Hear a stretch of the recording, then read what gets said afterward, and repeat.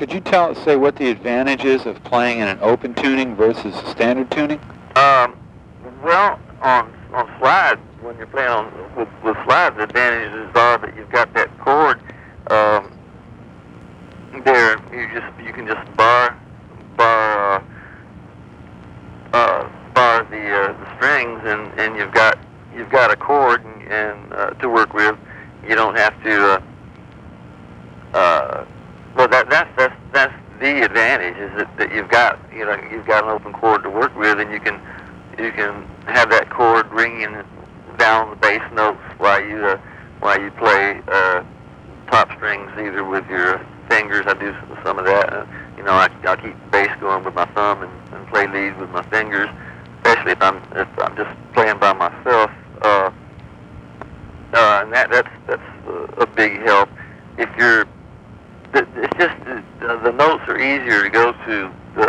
It's easier to go to blues notes in those two tunings than it is if you're just tuning a standard tuning. You try to make a chord, or like Duane Allman was about the best guitar player, best flag man at tuning with playing with a regular tuning, and you just don't get too many chords. Especially if you don't use your little finger. That's pretty important. I started out using my ring finger because it really feels weird playing with a slide on your little finger. But a guy from the Denver Folklore Society, I think his name was Dave DeBadser.